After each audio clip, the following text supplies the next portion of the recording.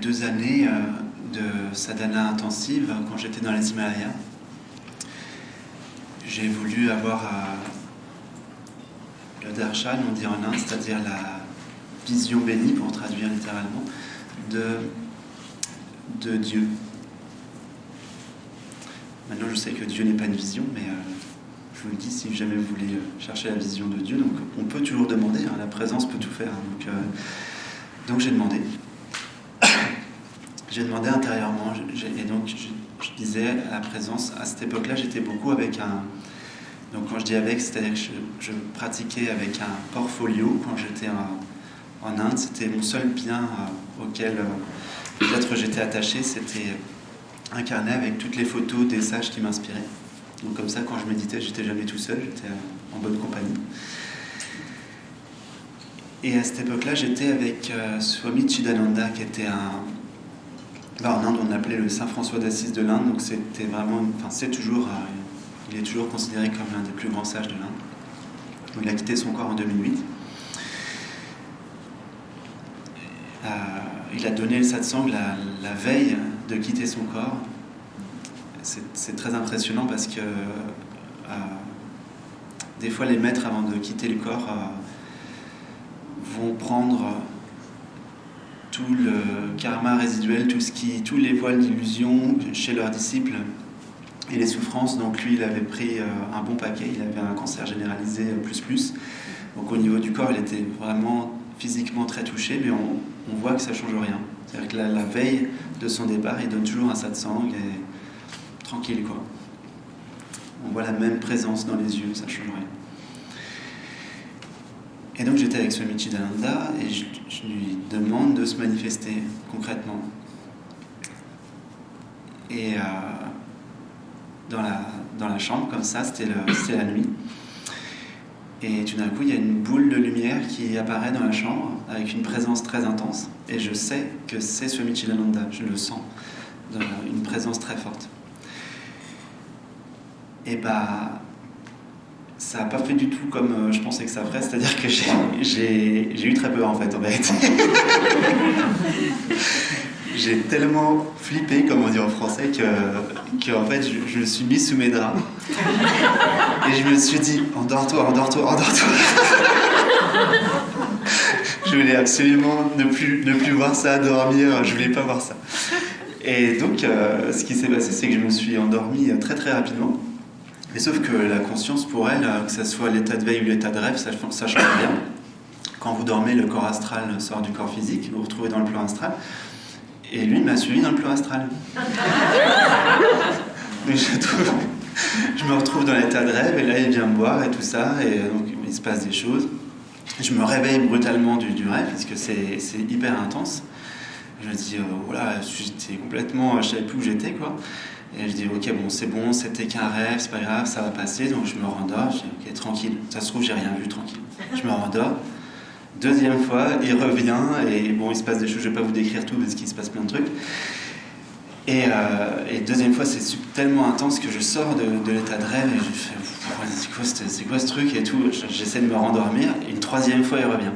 Et au bout du compte, avant la fin de la nuit, je priais, ne te manifeste pas, laisse-moi dormir. Donc comme quoi on n'est jamais satisfait avec les objets. Et comme la conscience ne comprend pas le négatif, il a continué. C'est vrai, en plus, ça aurait pu continuer. Mais non, ça n'a pas continué. Enfin, il y a juste une souris qui m'a embêté, mais sinon c'est...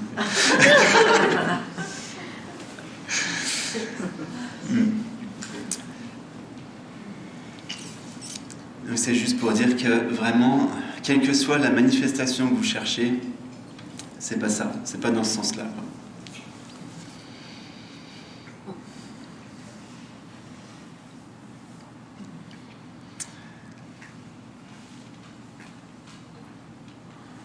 Alors s'il y a des questions qui remontent, n'hésitez pas. En sachant que la seule chose que vous emportez toujours avec vous au bout du cours, c'est quand même la présence. Que les réponses, vous les oublierez sûrement à un moment donné. vous êtes arrivé en retraite avec, entre guillemets, avec vous-même, vous repartez avec vous-même. Alors pourquoi on fait tout ça? Mais en fait, on fait ça pour s'amuser. Il n'y a que ça.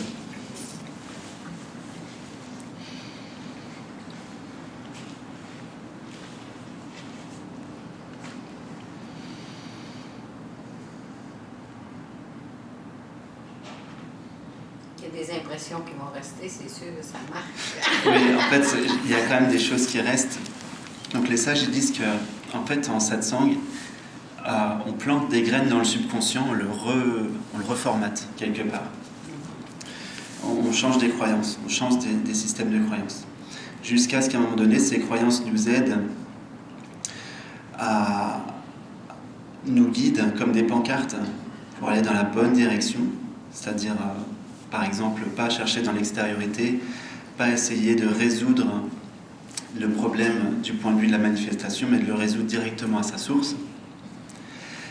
Et après, toutes ces croyances, on va dire, positives tombent. Mais voilà, donc il y a des choses qui s'imprègnent dans le subconscient en satsang. Puis il y a aussi d'autres modifications, au niveau énergétique, à d'autres niveaux. Donc oui, il y a quand même quelque chose qui se passe. Moi, j'aimerais peut-être sur la pensée créatrice. Tu sais, quand tu parlais, moi j'ai eu beaucoup de miracles, on appelle des miracles, mais ça devient... Est-ce que tu peux parler un petit peu plus fort pour que Quand tout... tu parlais de la pensée créatrice, Oui. versus, par exemple, faire arriver des objets lorsque tu en avais besoin, que c'était le microphone ou de l'eau, versus le pouvoir de l'intention. Et l'aspect peut-être, justement, de parler du pouvoir. Comment on peut, par exemple, repérer qu'il resterait un brin de pouvoir personnel? En fait, il n'y a pas de pouvoir personnel. Tu peux juste croire que tu as un pouvoir personnel, mais en fait, tu n'en as pas. C'est juste une croyance. Tu crois que tu as un pouvoir personnel, mais en fait, tu n'en as pas. Ça, c'est une question de faculté de discernement. À un moment donné, tu vas discerner que, en réalité, tout s'est fait tout seul. Par exemple, toute la sadhana, tout le chemin spirituel, quand il y a réalisation, tu regardes ce film et tu te rends compte que tout s'est fait tout seul. C'est le personnage, il a automatiquement été attiré à faire ça, à faire ça, à faire ça, à faire ça. Et l'éclosion s'est faite toute seule, sans volonté personnelle. C'est comme n'importe quoi qui éclot, d'ailleurs. Une fleur, elle éclose sans volonté personnelle. Ça se fait tout seul. C'est automatique. Mais l'humain est capable de croire qu'il régente la vie, c'est-à-dire qu'il est en charge de la vie. Mais non, en fait.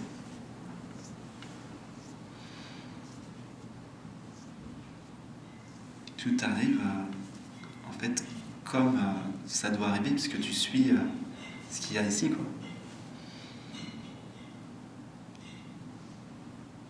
Même au niveau de l'humanité, je sais qu'en ce moment, il y a plein de gens qui voudraient changer le monde, changer les choses, etc.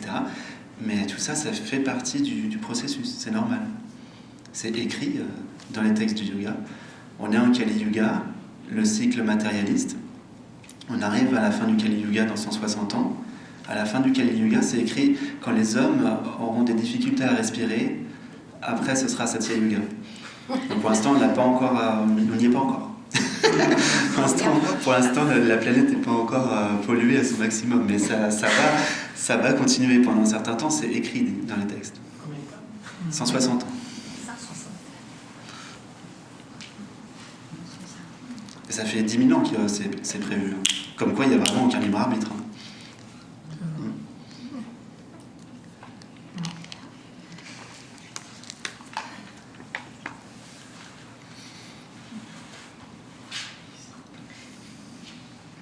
Est-ce que tu peux revenir pour que je puisse partir avec quelque chose de... Tu veux des outils. Tu veux être rassuré. Oui, mais oui. J'aimerais que tu reviennes sur la douleur physique que tu disais de rencontrer. En tout cas, si tu peux me revenir sur ça. Il y a plusieurs façons. Les deux plus rapides que je connaisse, c'est à dissocier entre la douleur et ce qui perçoit la douleur. Parce que, comme je disais, la douleur, c'est une perception. Ce qui perçoit est sans perception. La conscience est sans perception. Donc, la conscience, par nature, ne souffre pas dans son essence même, dans l'absolu. Donc, tu peux déjà observer qui voit. C'est pareil pour tout. Si tu as beaucoup de pensées, par exemple, tu peux te poser la question, qui voit la pensée? Qui voit les pensées? Quelqu'un qui a beaucoup d'activité mentale, si cette personne se pose la question, mais qu'est-ce qui voit la pensée? À ce moment-là, tu vas te rendre compte que ceux qui voient la pensée n'ont pas de pensée, ne pensent pas. Ceux qui voient la pensée ne pensent pas. C'est pareil pour la douleur. Ceux qui voient la douleur n'ont pas de douleur. Donc ça, c'est une façon de procéder. Après, la deuxième façon, c'est passer par l'espace. Parce que la douleur, donc, c'est un objet de perception, et un objet, quel qu'il soit, il est forcément limité. Un objet, il est limité dans le temps, il est limité dans l'espace. Donc, tu vas focaliser sur l'objet. Plus tu es identifié à l'objet, plus tu es identifié à la douleur, plus tu souffres. Et en fait, ça n'a même pas besoin d'être souffrant. Plus tu es identifié tout court aux objets, plus tu souffres. Par exemple, on parlait des relations. Plus tu es identifié à tes relations, plus il va y avoir un attachement et plus tu vas souffrir. Ou plus tu es identifié au corps, plus tu crois être le corps, plus tu vas souffrir. J'ai une amie qui est prof de yoga, mais yoga de surface, on va dire, yoga pour le corps, yoga en fluo devant la glace. Et je charrie un peu. C'est un peu la mode, c'est pour ça que je dis ça. Et yoga en fluo devant la glace, ça fait que tu regardes le corps et tu es identifié au corps, et là tu te dis je veux pas vieillir. Identification et la souffrance obligatoire. Puisque tu dis je veux pas vieillir, sous-entendu je suis le vieillissement.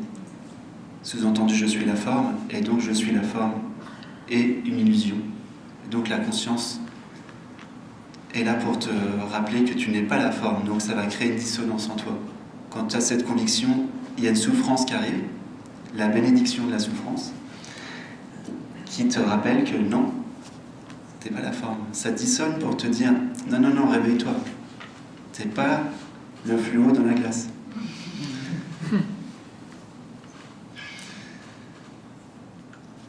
Donc l'idée c'est, tu sens la douleur et tu focalises plus sur la douleur, tu focalises sur l'espace autour de la douleur. Je fais ça parce que je sais pas pourquoi. Ça peut être au genou par exemple. C'est ton cas? Oui. Ah d'accord, c'est pour ça. Les genoux puis les cheveux. C'était genoux, ok. Ok, tu vois comme qu'on est, hein, parce que je sais pas. J'ai arrêté la clairvoyance il y a longtemps. Donc voilà, tu fais ça. Tu goûtes la sensation et tu focalises non plus que sur la sensation, mais sur ce qu'il y a autour, sans rejeter la sensation. C'est-à-dire sans rejeter la sensation. C'est pas je ressens ce qu'il y a autour et puis je fais comme s'il n'y avait rien. Non. Il y a la sensation, mais tu sens ce qu'il y a autour. Et là, ça va créer une détente. Tout va se remettre à circuler librement. Et quand tu es bien tranquille, quand tu es apaisé, quand c'est plus calme ici, plus vide ici, là, tu vas pouvoir commencer à être inspiré. Là, la vie va commencer à prendre soin de la vie. Qu'est-ce qui fait qu'un animal qui a des parasites sait automatiquement qu'il doit se rouler dans l'argile? Ça ne passe pas par la réflexion. Il est inspiré directement. Donc mets de l'argile. Ça marche très bien. Donc on a les solutions qui apparaissent automatiquement si on est tranquille. Mais carrément, tu vois l'image. Il y a ce qu'on appellerait un problème, tu vois l'image qui apparaît. Il n'y a même pas à réfléchir.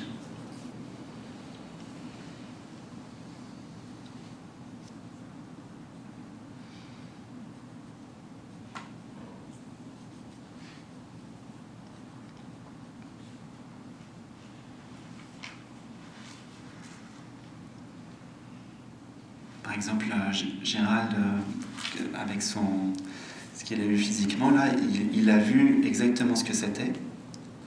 Juste, c'est venu intuitivement, pas besoin d'un diagnostic, il a eu le diagnostic précis et il a eu l'éventail des solutions qui ont émergé. Sans réfléchir. Donc ça se fait tout seul. Comme les animaux savent, par exemple. On sait aujourd'hui que l'une des moyens les plus efficaces, les plus puissants qui existent pour que le corps entre en guérison, c'est la pause alimentaire. Et la plupart des animaux, automatiquement, ils rentrent en pause alimentaire dès qu'ils ont un virus ou dès qu'ils ont quelque chose. Ils n'ont pas lu des bouquins sur les bénéfices du jeûne, etc.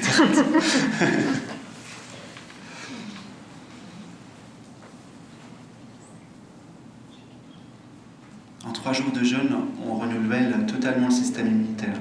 Ou je le dis, voilà, juste en passant. Oui. Même les enfants, c'est ça leur réflexe. Mais nous, nos croyances font que t'es malade, faut que tu manges. Mais normalement, un enfant, quand il est malade, il ne mange pas. Et même quand il n'est pas malade, des fois, on lui donne beaucoup trop à manger. Faut que tu manges, faut que tu manges. Faut finir. Ouais.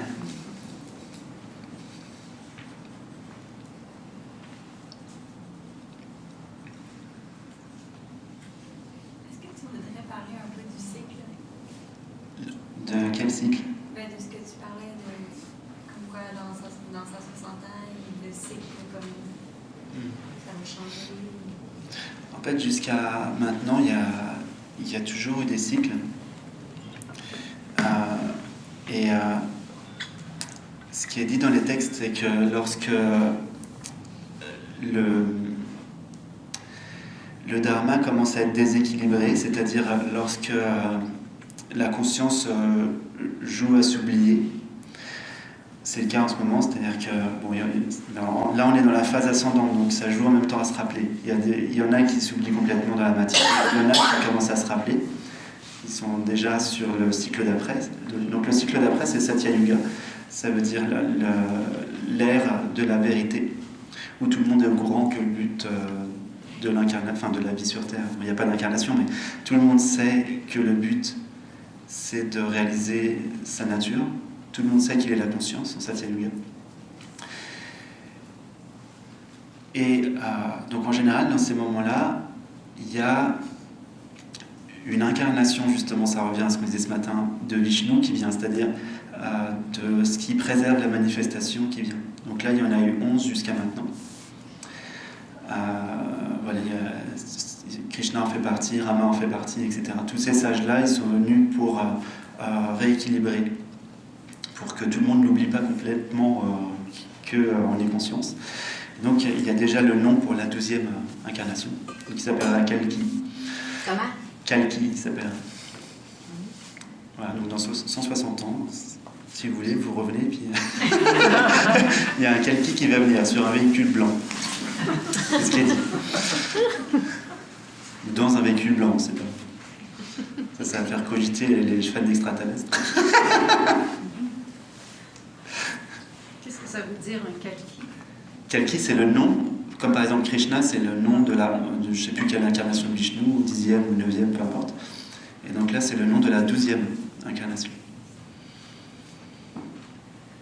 Donc c'est la présence qui se manifeste, qui prend un corps, sans karma, sans rien du tout. Pour les chrétiens, c'est le Christ réincarné. Oui, exactement. Et le Christ réincarné, c'est pas... vous n'êtes pas le Christ réincarné, toutes les... Les éveillés? Oui. Non, parce que c'est pas pareil entre un avatar et quelqu'un qui réalise de soi. Même si dans l'absolu c'est pareil. C'est pas pareil parce que si si on prend ce qu'on appelle les cycles de réincarnation, etc., un avatar, il n'a jamais connu ça. Il n'entre pas dans le cycle de la réincarnation. Un avatar, il arrive, il n'a rien à apprendre. Il vient tout de suite réaliser, tout de suite conscient de ce qu'il est. Enfin, il n'a rien à dévoiler, je veux dire. C'est pas une question d'apprendre quelque chose, il est déjà conscient de qui il est. C'est écrit dans les évangiles, à 10 ans, Jésus enseignait déjà à la synagogue. Donc il savait déjà tout.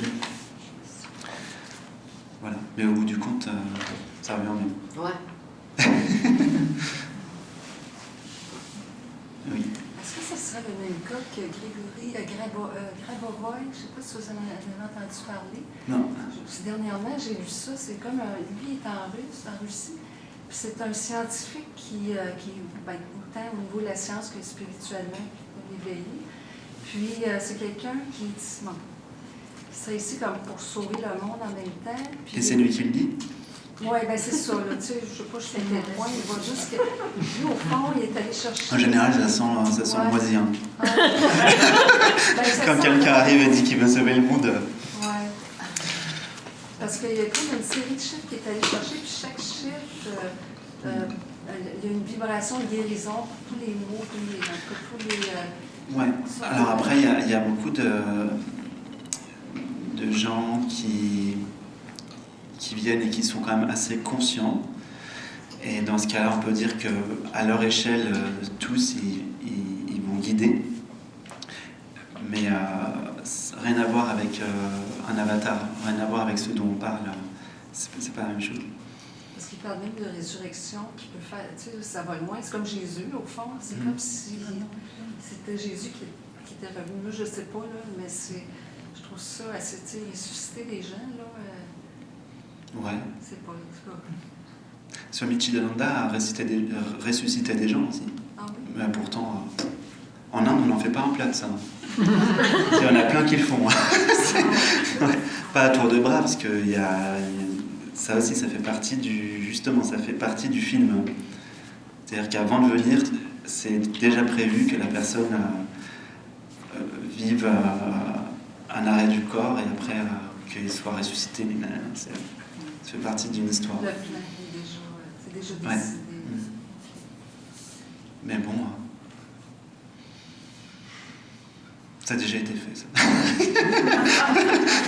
Ça a déjà été fait, alors il va falloir trouver autre chose.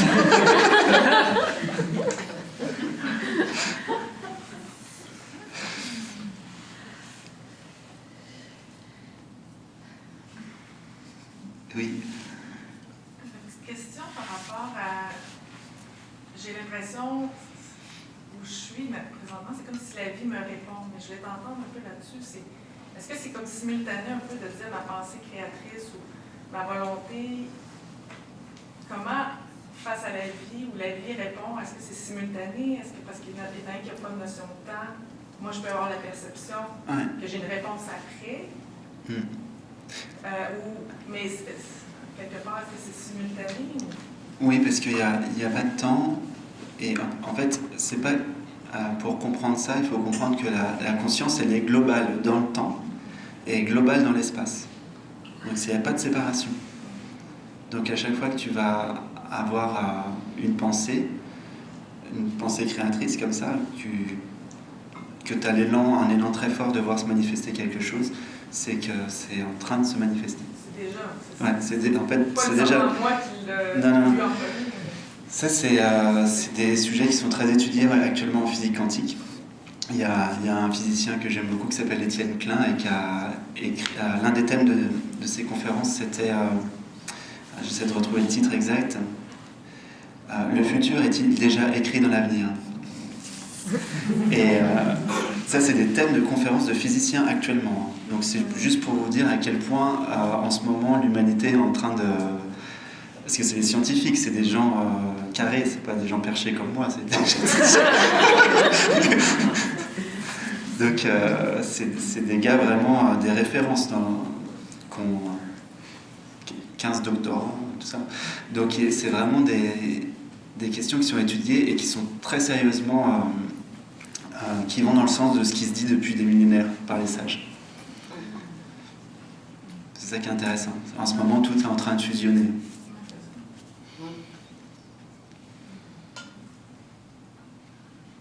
Un autre thème de physique quantique, par exemple, qui est, ou même d'astrophysique, c'est l'univers n'est-il qu'illusion. C'est une conférence que vous pouvez trouver sur Internet. Et ils ont pas mal les preuves que l'univers manifesté n'est finalement qu'une illusion.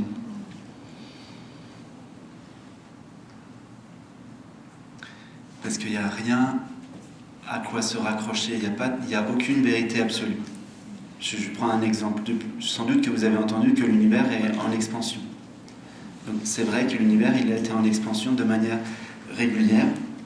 Il y a eu le Big Bang et l'univers il a commencé il a été moins vite ensuite, mais il continue à s'expandre comme ça, à une vitesse continue. Donc là, les scientifiques ils se disaient chouette, on a quelque chose de carré, on comprend ce qui se passe, etc. Sauf qu'ils se sont rendus compte il n'y a pas longtemps que l'univers a réaccéléré son expansion.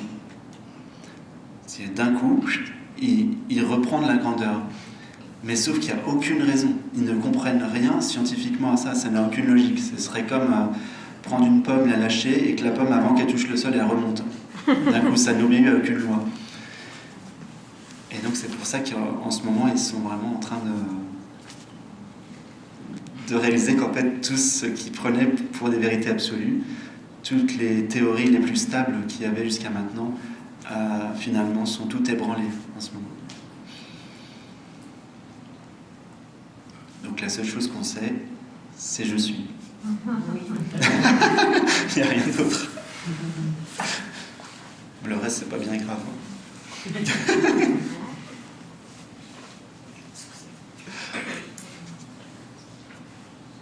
Et Hubert Reeves donne quand même une explication de l'univers que je trouve super belle. Une explication de l'univers.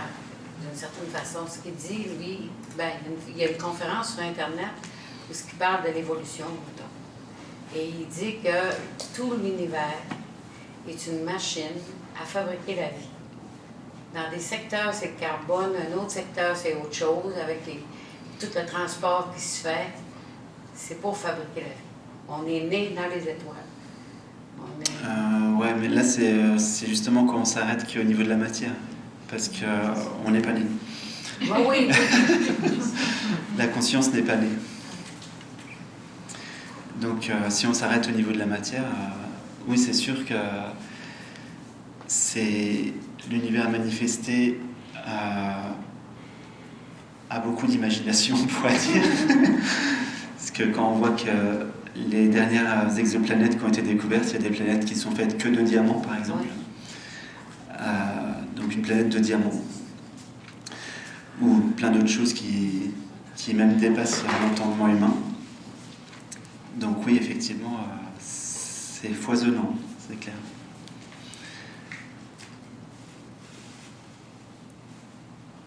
Mais c'est pas fondamentalement ce qu'on est. C'est pas la vie avec un V majuscule. C'est pas la vie dont parle Jésus quand il dit « Je suis la vérité et la vie ».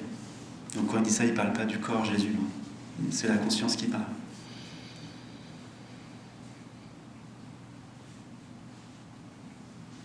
Parce que justement, ces vérités du monde manifesté peuvent tout le temps être contredites. Ça change tout le temps. Tout le temps. Avec la matière noire, l'énergie noire et les trous noirs. Et puis là, on n'a pas fini de s'amuser parce que au sujet de tout ça, matière noire et trous noirs, etc., il n'y a plus rien qui tient pour le coup. Il n'y a plus le temps, il n'y a plus l'espace, il n'y a plus tout ça. Oui. Quand on parle de Jésus, est-ce qu'on parle de la conscience? C'est la même chose. Oui. Okay. C'est pour ça que des fois, les gens, ils ne comprennent pas. Quand ils disent... ça, c'est... les religions, souvent, restent bloquées au niveau du personnage. Donc, ils vont dire... Jésus, il dit... nul ne vient au ciel sans passer par moi. Et donc les gens ils disent faut passer par Jésus, ceux qui sont avec Jésus. Mais ça c'est toujours, en fait, faut bien voir que c'est la conscience qui parle, c'est pas le personnage Jésus qui parle. Et effectivement, sans passer par le goût de la vie, c'est impossible de retourner, enfin de réaliser ce qu'on est.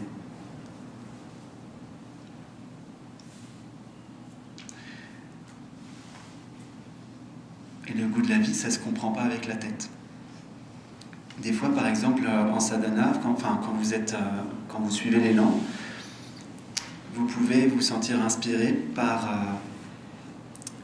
des phrases, par exemple, que vous ne comprenez pas mentalement, mais juste ça vous inspire intérieurement, et puis ça se répète intérieurement, ça se goûte intérieurement.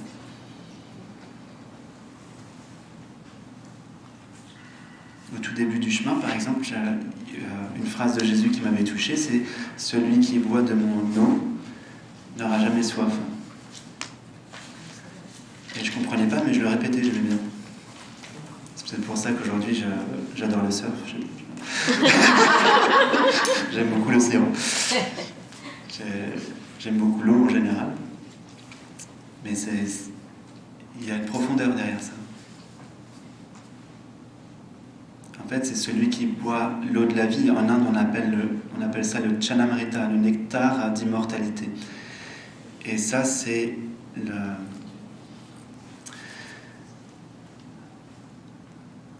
on va dire le goût du calme, le goût du non manifesté, le goût de la présence, de l'intime de vous-même.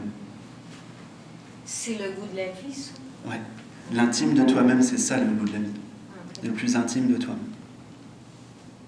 Et tu vas te rendre compte à un moment donné que cet intime, c'est le même partout. Et c'est là que tu réalises que c'est le goût de la vie, puisque c'est dans les feuilles, c'est dans le vent, c'est dans tout.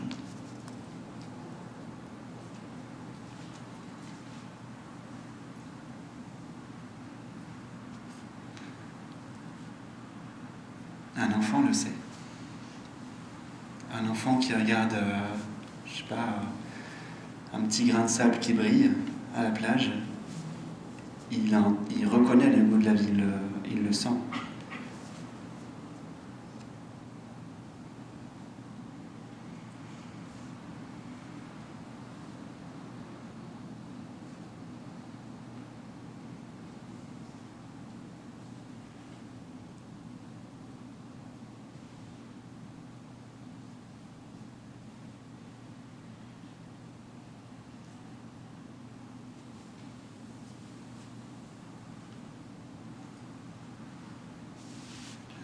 Est-ce qu'il y a toujours des âmes qui naissent pour se reconnaître ou est-ce que c'est juste nous autres qui reviennent tout le temps? Alors, il n'y a pas de... Enfin, je vois dans quel sens tu... Ok. Il n'y a pas de naissance pour la conscience, mais la conscience, comme des gouttes d'eau pour l'océan, la conscience, on va dire, se subdivise. Et oui, ça se fait en permanence. C'est prolifique.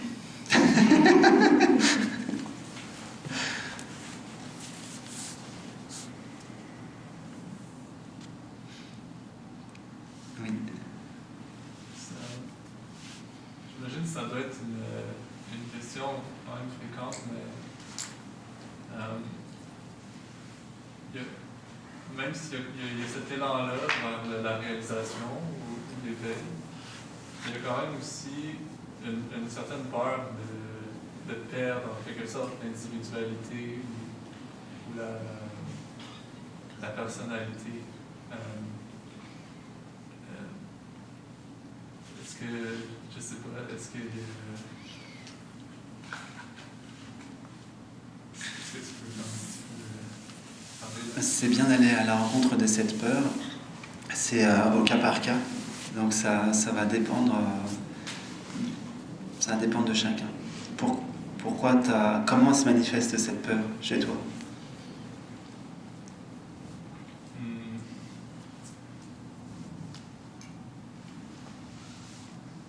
T'as peur de perdre l'individualité?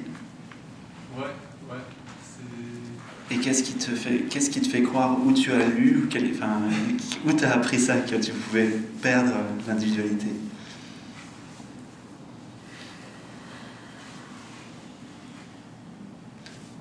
je vais mettre une petite parenthèse, enfin, pour être bien clair. Oui. Effectivement, le sentiment d'être un individu, tu vas le perdre. Ça, c'est vrai. Mais par contre, tu ne perdras pas la joie d'un point de focalisation qui semble séparé. Mais tu sais que c'est pas vrai. Mais ça semble séparé pour pouvoir te contempler toi-même. Ça, tu vas pas perdre ça. Tu garderas toujours ça pour pouvoir entrer en relation. Et pour pouvoir avoir la joie de te contempler toi-même. C'est la parabole du jardin d'Éden. Quand tu n'as plus aucun concept, tu vois que le monde est un jardin, que tout est parfait, tout est à sa place. Donc ça, tu vas le garder. Par contre, le sentiment d'être un individu, ça, tu vas le perdre. Ça, c'est sûr. Ok. Mais c'est pas grave, parce qu'en fait, c'est ça qui te pèse. Ouais. Je pense comprendre quand même.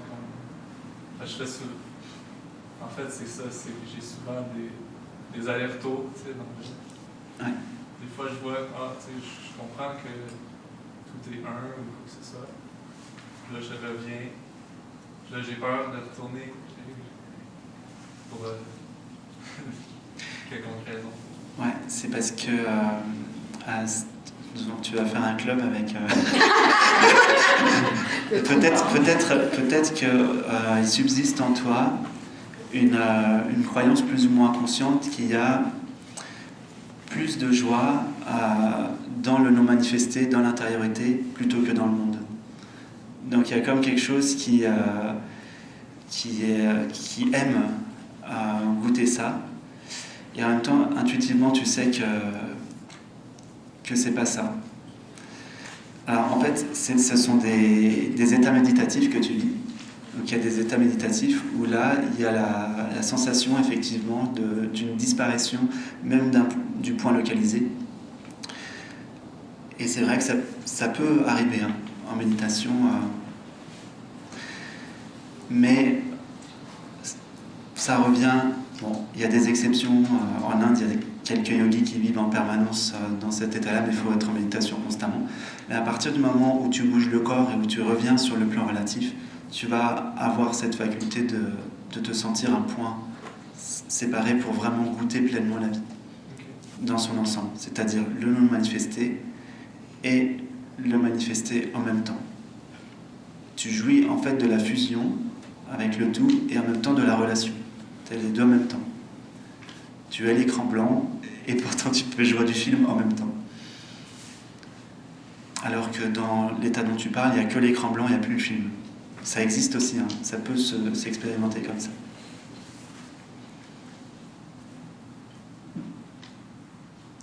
Une fois, ça m'est arrivé donc on appelle ça Nirvikalpa Samadhi, donc c'est un état de méditation.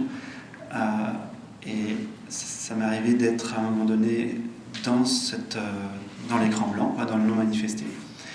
Et ma compagne ne savait pas où j'étais dans la maison. C'est marrant d'ailleurs. Et du coup, elle me trouve quelque part, donc j'étais assis. Et elle me dit qu'est-ce que tu fais? Et là, je l'entends comme si c'était à des kilomètres et des kilomètres. J'entends la voix qui arrive comme au ralenti. Et je sens le tu, donc le moi qui se réindividualise, etc. Okay. Et la première phrase qui est venue, c'est je crée l'univers. Tu vois, mais en fait, c'est ce que vous faites. En ce moment, vous créez l'univers parce que vous êtes conscient. Donc c'est vous la conscience qui crée ce que vous voyez là. Il faut une conscience pour créer ça. Donc tout le temps, il y a création, tout le temps. C'est à chaque nanoseconde. Chaque nanoseconde, c'est même encore plus infime que des nanosecondes. C'est...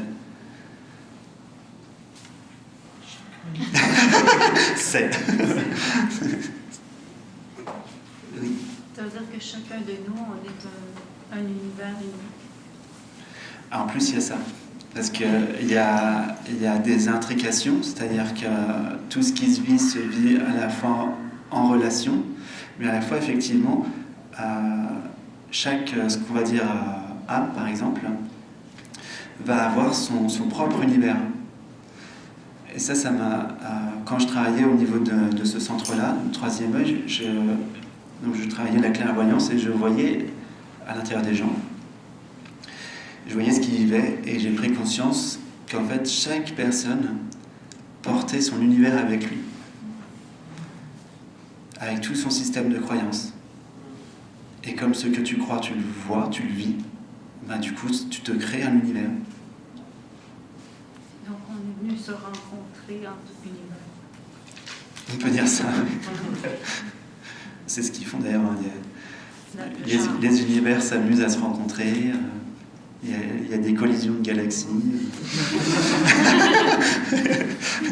Les galaxies, elles dansent comme ça. Ça fait du vent. Autour des trous noirs, par exemple, il y a pas mal de choses qui se passent, c'est sympa. Et si on transpose ça dans le microcosme de notre corps, quelle analogie? Mais en fait, c'est toujours pareil. Chaque cellule, enfant, ouais. ou toute... Il y a de l'échange au niveau de la manifestation. La joie se passe dans le partage d'informations. Même sur le plan relatif, vous voyez bien que donc un humain, en général, il aime jouer, et jouer, c'est apprendre. Jouer, c'est apprendre, sur le plan manifesté. Donc il aime jouer, à apprendre, à découvrir plein de trucs, et tout, il est fasciné par plein de trucs. Et puis, à un moment donné, ça commence à s'inverser, et il y a la joie de la transmission après. Donc tu peux toujours jouer et apprendre, mais il y a une joie de transmettre. Ça, c'est vraiment, même au plan relatif, hein. Même au plan cellulaire, pour répondre à ta question. Au plan cellulaire, c'est ça, la cellule intègre de l'information. Il peut y avoir des modifications. Par exemple, les oiseaux ici, les oiseaux en France sont à la base les mêmes oiseaux, certainement. On a les mésanges chez nous, il y a les mésanges ici, il y a des geais ici, il y a des citelles ici, on a ça chez nous aussi. Mais les cellules, elles ont appris et elles ont transmis leur savoir de génération en génération, ce qui fait qu'il y a des légères modifications en fonction du climat, etc. Ici, les cellules, elles se sont dit, dis donc, moins 40, il faut qu'on fasse un truc, quoi. Les mésanges de chez moi, par moins 40, c'est pas la peine.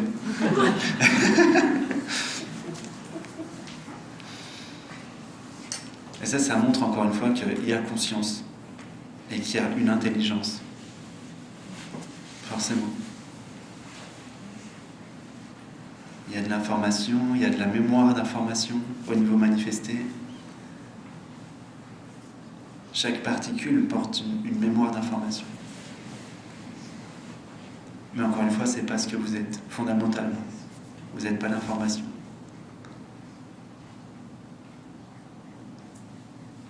Sinon, vous n'auriez pas fini. Hein. Si vous deviez connaître la somme de toutes les informations de l'univers pour réaliser ce que vous êtes, ce serait...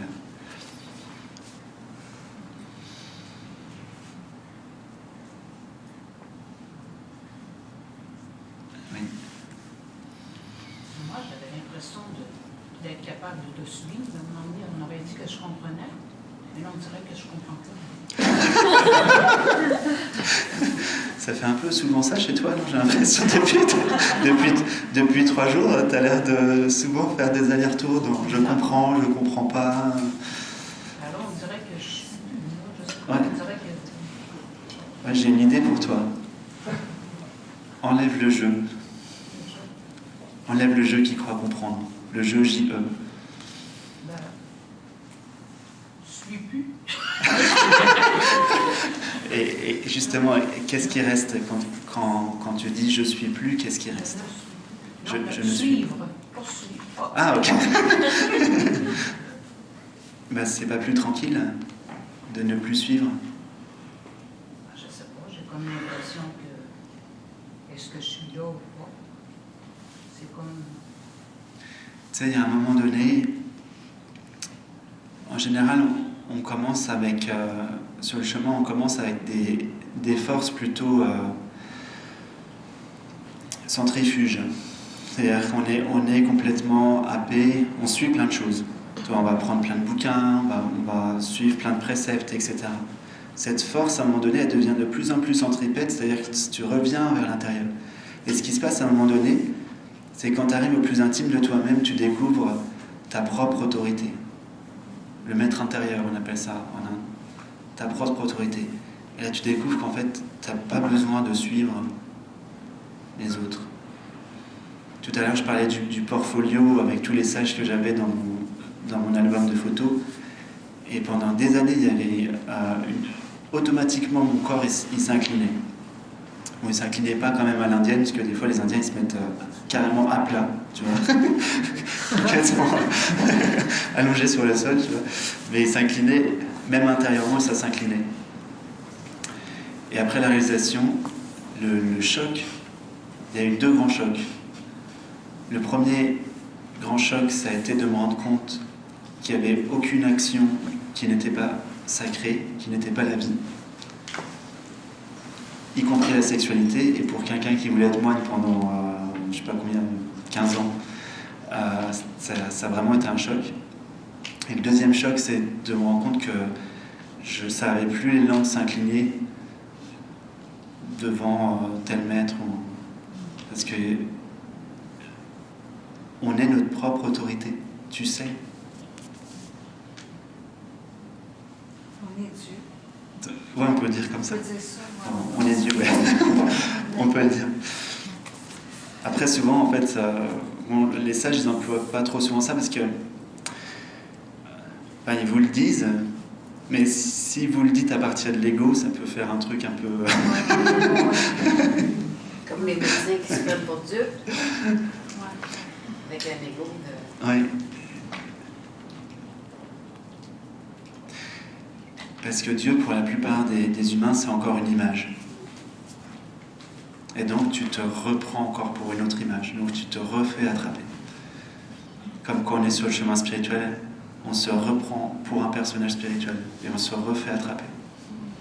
Quand on essaye d'être une bonne personne, on se reprend à l'image de la bonne personne.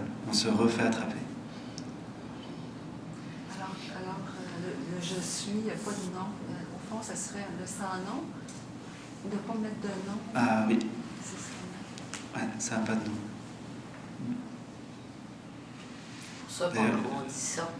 On dit cela, ouais, en Inde, cela. C'est la meilleure définition que les sages ont donnée. C'est cela.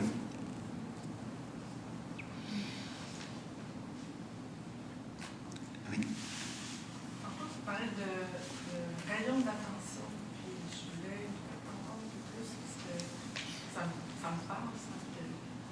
Je sens qu'il y a comme une question de l'attention, qu'il y a des nuances. Ouais. Avec ce rayon-là.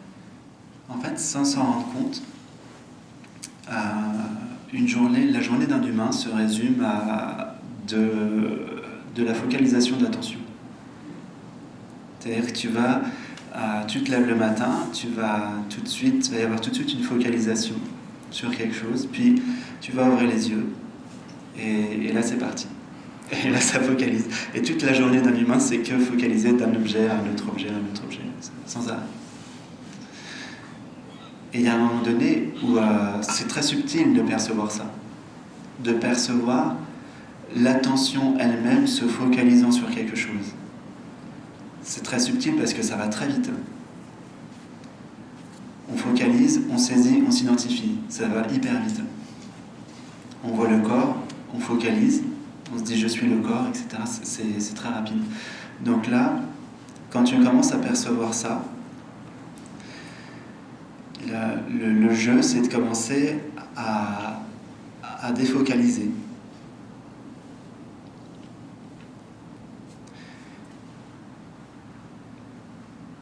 Ou simplement à augmenter, à contempler en fait ce mouvement de focalisation, mais sans le suivre. Et ça, c'est subtil aussi. Être capable de voir que ça focalise sur quelque chose sans le suivre. Par exemple, là, tu es capable de percevoir que tu focalises sur la voix qui parle, mais tu es capable de percevoir à la source de l'attention, à la source, il y a quelque chose qui est posé. C'était comme en fait, il y a quelque chose qui est vraiment tranquille, qui est calme, Et en même temps, tu peux voir que ça focalise sur l'oreille, sur ce qui se dit. Enfin, je dis l'oreille, mais en fait, c'est sur la voix qui parle.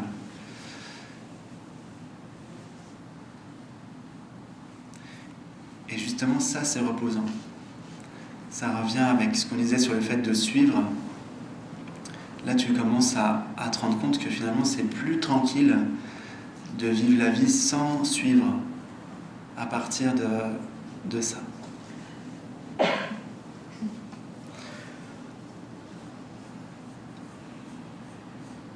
Souvent, on est très identifié à la focalisation sur les pensées et on s'imagine que tout ce qu'on fait, on le fait à partir d'une pensée. Mais en fait, la réalité, c'est que tout se déroule totalement spontanément.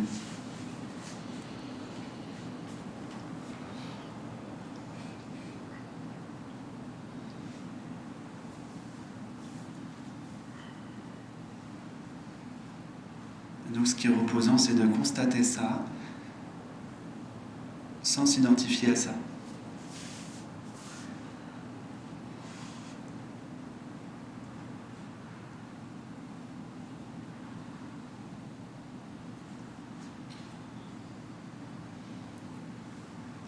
Mais souvent, pour ne plus s'identifier,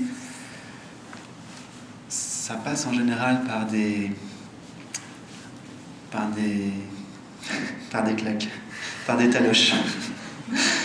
C'est-à-dire que souvent, la plupart des humains passent par des expériences souffrantes pour comprendre que la joie n'est pas dans la focalisation, n'est pas dans la saisie d'objets. Quand je dis objet, ça inclut les pensées, les émotions, toutes les sensations. Oui. Pour rebondir là-dessus, je me questionne par rapport à la santé mentale, les problèmes mentaux, schizophrénie par exemple, c'est quelque chose à comprendre du point de vue de la conscience. Oui. Est-ce que tout le monde a entendu? Oui. Ouais. Question sur la santé mentale, est-ce qu'il y a quelque chose à comprendre? Alors déjà, c'est une expérience. Si c'est là, c'est que ça doit se vivre comme ça. Est-ce que tu parles de quoi, par exemple, de la schizophrénie, Oui. De tout le spectre, ça peut être la dépression simple. Ouais. Derrière, il y a souvent la douleur. Ok, donc on va y aller graduellement. Les sages disent en Inde, tous les humains sont globalement fous. Parce qu'ils sont identifiés à leurs pensées. Donc, dès le moment où il y a une identification, aussi subtile soit-elle, la porte de la folie n'est jamais très très loin. Il suffit qu'il se passe certaines choses qui justement te font croire que tu perds ton centre, que tu perds la maison, en fait, que tu es pris dans ton flot de pensées, dans un tourbillon, et là, tu t'entres dans la folie. Alors, comment ça se passe? Ce qui se passe, c'est que une personne qui va, par exemple,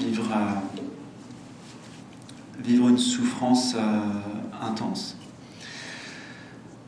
une souffrance traumatique. En général, c'est émotionnel. Par exemple, 100% des schizophrènes, c'est pas de naissance, c'est qu'ils ont vécu quelque chose de très difficile dans l'enfance, la petite enfance. Donc, ce qui se passe, c'est qu'il y a quelque chose de traumatique au niveau émotionnel. Ça s'inscrit dans le corps, mémoire cellulaire, on en parlait tout à l'heure, donc mémoire cellulaire. Et cette sensation est tellement pas agréable qu'en fait, il va y avoir un réflexe de protection. Un réflexe de faut pas que j'aille voir. Sauf que si tu ne vis pas au niveau de la corporalité, tu commences à perdre pied avec le goût de la vie. Parce que le goût de la vie, basiquement, donc ça se sent dans la corporalité. La détente, par exemple, ça se sent dans la corporalité. Même la vie manifestée sous sa forme énergétique, donc c'est ce qui fait que tu sens la force qui anime le corps, et ça donne beaucoup de confiance et de la joie et de la tranquillité. Ça, c'est le goût de la vie. Et donc là, tu vas te couper de ça. Et toute ton attention va se focaliser au niveau du mental. À ce moment-là, il va y avoir des pensées qui vont arriver pour ne pas sentir le corps. Donc tu vas penser sans arrêt pour ne pas sentir le corps. C'est un peu comme un état quelque part auto-hypnotique. Et tu vas te répéter des choses sur comment ça aurait dû se passer, etc. Des regrets ou des angoisses, etc. Tu vas toujours penser constamment.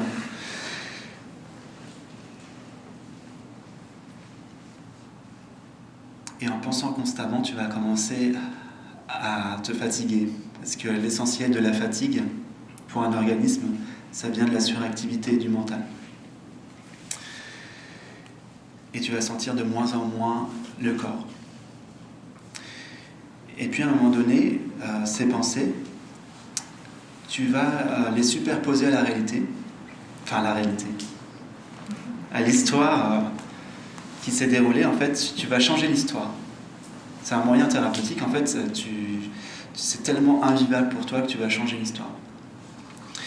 Et là, tu vas commencer à avoir des visions et à créer une réalité parallèle, en fait, dans le plan mental. Et c'est là que commencent à apparaître les symptômes de schizophrénie, où tu vas commencer à imaginer des choses, à voir des choses qui ne sont pas là sur le plan physique. Pour toi, c'est vrai, mais personne ne voit ce que tu dis, enfin, tu es dans ton mental. Donc tu prends refuge comme ça, parce que tu ne veux pas goûter à l'émotionnel. Et en fait, il n'y a pas d'autre moyen que de revenir dans la corporalité et de libérer émotionnellement pour que ça puisse lâcher. Tout ça, ce sont des réflexes de protection qu'on croit nécessaires pour la survie du personnage. Donc au début, c'est ne plus sentir le corps, et puis après, c'est reformer la réalité, recréer une autre histoire. Et ça va même jusqu'à changer des connexions neuronales. Donc l'invitation, c'est de faire le chemin inverse. Bon, en général, quand on en est là, il vaut mieux être accompagné et tranquillement guider la personne dans le ressenti, etc. C'est pour ça qu'il y a beaucoup d'effets positifs de la méditation, ou même pas de la méditation, mais juste de la concentration, qui est l'étape juste avant la méditation en yoga, pour les personnes qui sont dépressives. Donc la concentration, ça veut dire par exemple, quand tu prends ta douche, tu ressens l'eau, tu te centres sur l'eau. Quand tu marches, tu sens les pas sur le sol, tu reviens dans la sensation et tu te concentres.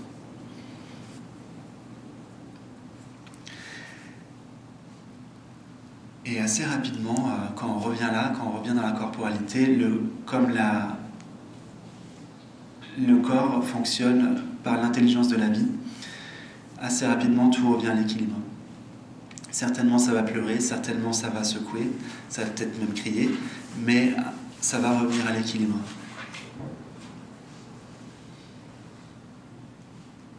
Donc la clé est là. La clé est peu à peu de faire sauter les verrous de protection. Mais je vous parle de tout ça, mais c'est pareil pour tout le monde. Hein. Tout le monde, quasiment, porte des verrous de protection. Évidemment, c'est plus ou moins subtil. Donc, des fois, on s'en rend pas compte. Je sais plus si c'est avec vous que je posais cette question, mais c'est une bonne approche méditative de voir à quoi je résiste et de quoi je veux me protéger. Parce que des fois, on n'a pas vraiment conscience de tout ce qu'on n'accueille pas, en fait. On fonctionne par des automatismes, par des habitudes, et on ne se rend pas compte qu'il y a des choses qu'on évite. Donc on croit que tout va bien, mais en fait, on l'évite. Sauf que, comme la conscience, c'est vous, vous allez forcément faire une mise en scène dans ce monde-là, et vous le remettre devant les yeux. Et peu importe là où vous allez. Hein. Il y en a qui essayent d'aller en ashram, j'en ai vu aller en ashram pour éviter certaines choses. Par exemple, des hommes qui ont des problématiques relationnelles avec les femmes, etc. Ils arrivent en ashram, ça fait pareil. Hein. Dans les ashrams, il y a beaucoup d'histoires de couple. Hein. Ça continue.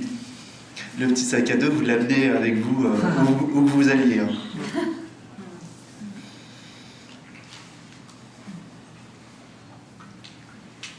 Oui. Tu parlais que avant tu t'amusais à ouvrir ton troisième œil.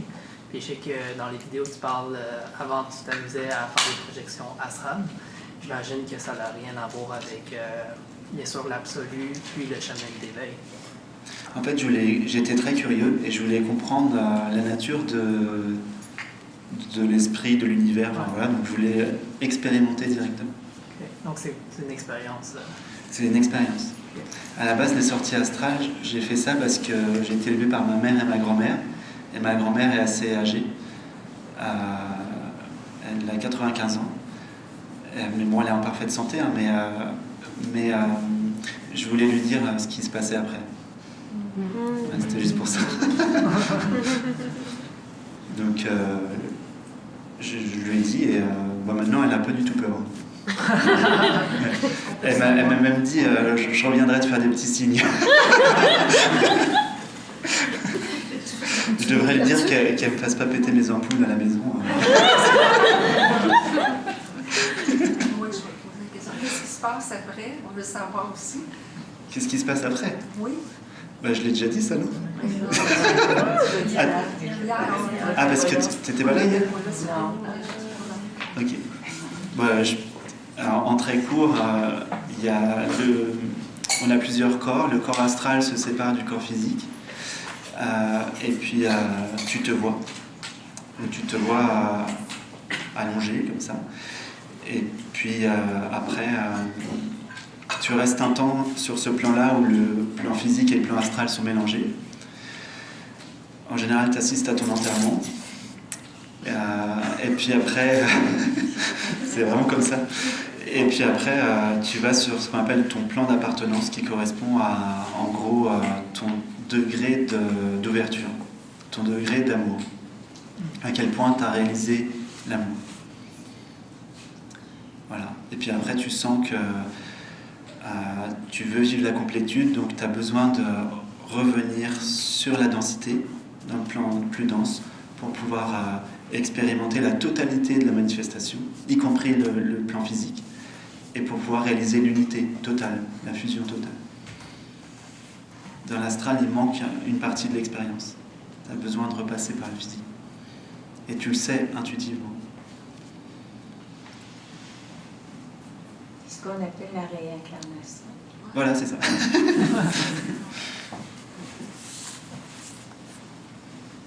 Oui. Tout à l'heure, tu as mentionné que quand je sais plus comment tu l'as formulé, mais quand on était la bonne personne ou qu'on voulait être une bonne personne, on se faisait avoir. Oui. Et comme tu m'as envoyé ça la semaine passée, mais je ne sais pas quoi faire de ça. Voilà, je ne sais pas quoi faire de ça. En fait, des fois, on va agir au quotidien et sans s'en rendre compte, il y a une petite phrase qui parle. Et cette petite phrase, par exemple, elle va dire fais bien ceci, fais bien cela, etc. Elle va organiser ta vie, quelque part. Et quand tu regardes bien cette phrase, elle vient pas de toi. Cette phrase, c'est papa ou c'est maman qui parle, où tu es en train de suivre un fonctionnement. Tu es en train de suivre un schéma conditionné. Et c'est sûr que c'est sécuritaire pour le mental d'avoir un cadre comme ça, mais en même temps, ça limite. Tu te limites. Ouais, ça me paraît super important de faire les choses bien pour moi, c'est vrai. Je peux voir ça. Et alors, le truc, c'est qu'à un moment donné, la conscience, elle va jouer avec ça. C'est-à-dire que tu vas faire les choses bien. Et il va se passer un truc qui va faire que ça se passe jamais comme tu veux. même tout ce que tu peux contrôler, il y a un moment donné où il va se passer un truc, tu ne vas pas pouvoir le contrôler et ça va t'impacter. Ah non, mais je vois où tu Ah là, c'est trop beau, là. Oh là là. Ah ouais, c'est magnifique. Ouais. Et donc, c'est la conscience qui te... C'est toi, qui te fait prendre conscience à toi-même. Non, t'as pas besoin d'être la bonne petite fille. T'as pas besoin de plaire à quelqu'un. T'as pas besoin de grappiller quoi que ce soit en termes d'attention, d'amour ou quoi que ce soit. Mais tu es déjà tout ce que tu cherches. T'as pas besoin d'être un personnage parfait, etc. Tu es la perfection déjà. Mais la perfection, c'est pas l'idée qu'on s'en fait. La perfection, c'est laisser le flot de la vie se manifester tout seul. La perfection, c'est la rose qui fleurit sans effort. C'est la mésange qui nourrit ses petits sans effort, qui fait son nid sans effort. C'est l'arbre qui pousse sans effort. Et la perfection, c'est que tout se fait spontanément sans effort. Ouais, il y a une partie que je peux bien prendre, puis une autre partie où j'arrive moins bien à me résigner, mais... L'histoire de faire bien les choses, je me vois complètement. Puis je vois que quand j'ai en face de moi quelqu'un qui ne fait pas bien les choses, ça me fait péter un câble. Ça me fait trop rire, quoi, parce que voilà, c'est là que la vie, elle m'envoie le miroir. Mais par rapport à l'histoire de grappiller l'amour, je ne sais pas quoi, je sens moins... Ben, si tu regardes bien, pourquoi tu veux bien faire les choses? J'ai l'impression que c'est beaucoup de moi à moi. Que c'est plus de moi à moi que par rapport à l'extérieur. En ce moment, j'ai pas beaucoup de comptes à rendre à qui que ce soit. Mais remonte à l'origine. D'où c'est venu? D'où tu as commencé à vouloir faire bien les choses? Tout ça, c'est que du concept en plus, ça ne veut rien dire faire bien les choses. C'est un contexte familial. Ouais. De toute façon, on avait beau faire des miracles, on n'était encore pas assez bien. Donc ça... Voilà, c'est la petite fille qui veut plaire. Et la petite fille qui veut plaire, si tu contactes ça, tu vas voir qu'il y a une émotion derrière. Parce que derrière ça, il y a une tristesse. Il y a la tristesse de... J'ai déjà bossé tout ça, c'est bon là. Tant que ça réagit, quand les gens vont pas agir comme tu voudrais qu'ils agissent, tant qu'il y a une réaction, ça veut dire que tout n'a pas été encore vu. Tu as peut-être vu certains angles, mais tout n'a pas été encore vu. Il faut voir dans la totalité. Ou peut-être que ça a été vu, mais ça n'a pas été digéré. Non, voir, c'est digérer. Voir, c'est digérer. Quand la conscience voit, la conscience, métaphoriquement, c'est une lumière qui dissout l'ombre. Quand la conscience voit vraiment, ça lâche automatiquement. Un état conditionné ne peut pas continuer lorsqu'il est vraiment complètement vu. C'est comme t'es sous hypnose, tu vois, et à un moment donné, tu te réveilles et tu vois l'hypnotiseur. Tu sais qu'il y a quelqu'un qui te parle et qui essaie de t'hypnotiser, mais ça marche pas parce que t'es réveillé, t'es conscient.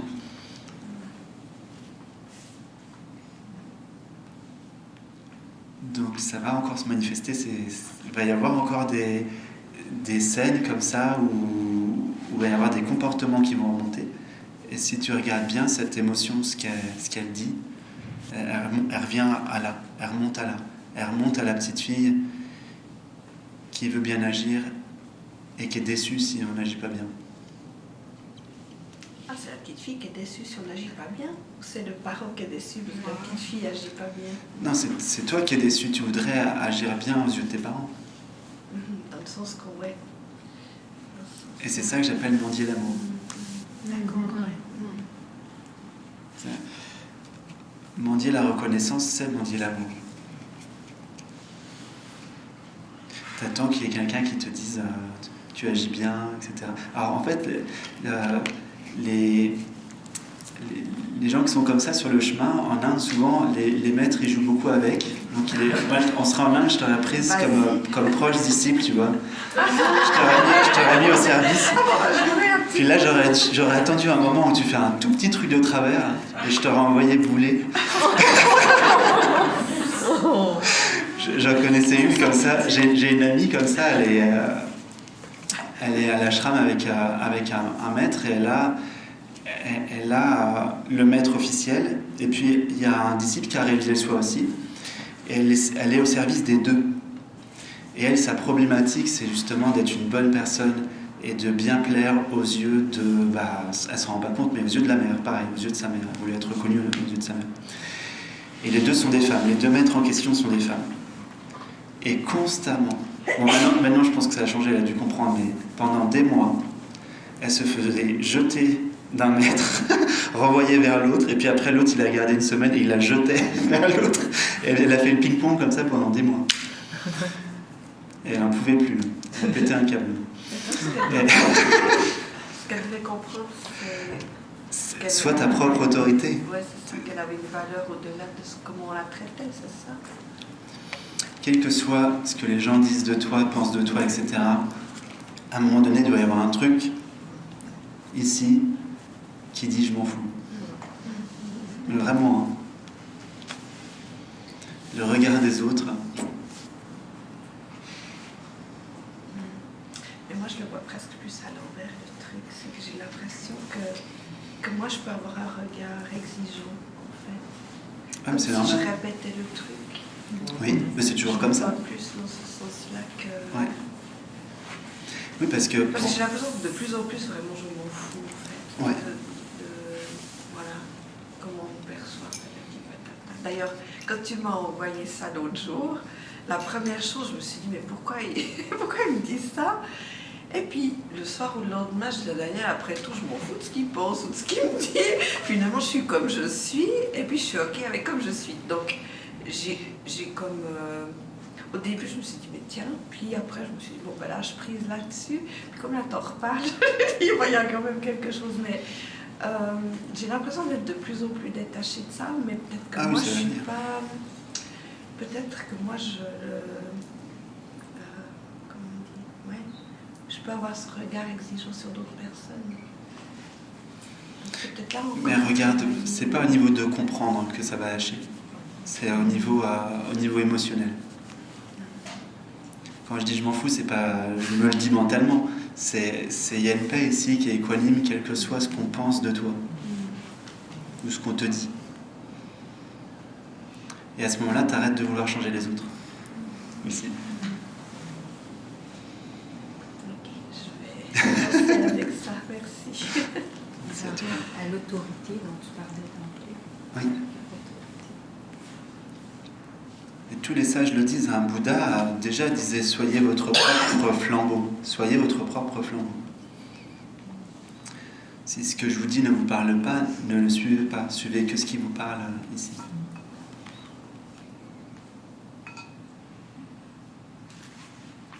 Cette paix-là, est-ce qu'on peut la voir comme ça? Ou ça prend des années de traitement, de prise de conscience? Je sais que t'en as parlé, mais juste me rappeler un peu d'espoir, ou je sais pas.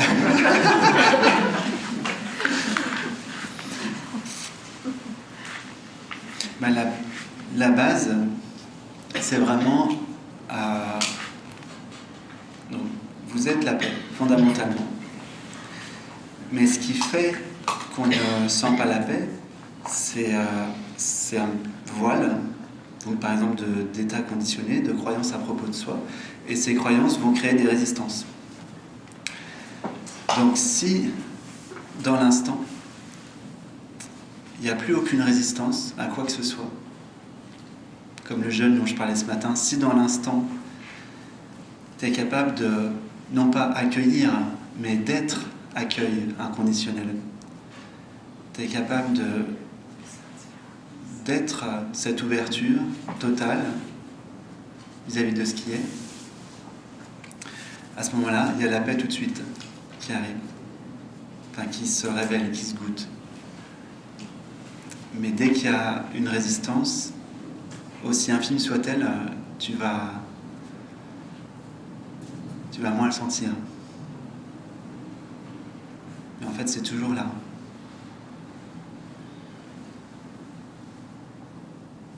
Donc ça peut être instantané. Hein. Ça peut être instantané. Peut-être réussir à accueillir tout de manière avec amour et complet. Ouais.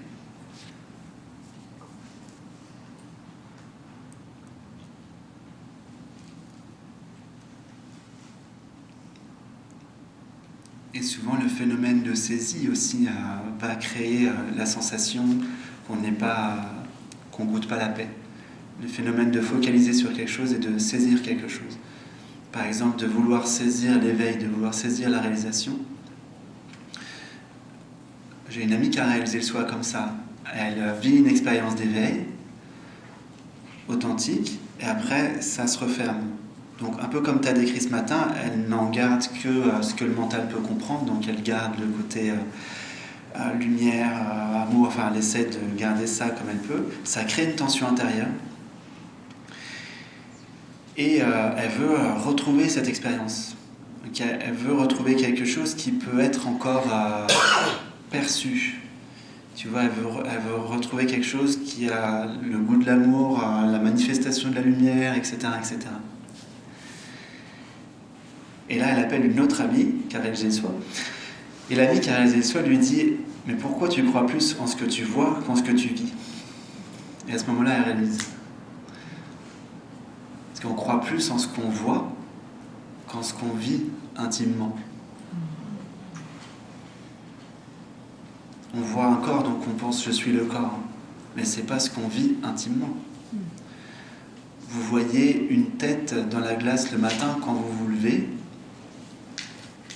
Ça a l'air d'une forme solide, mais si vous fermez les yeux, c'est pas ce que vous vivez intimement. Ce que vous vivez intimement, c'est qu'il n'y a pas de forme solide, il n'y a pas de solidité, il y a un espace tranquille.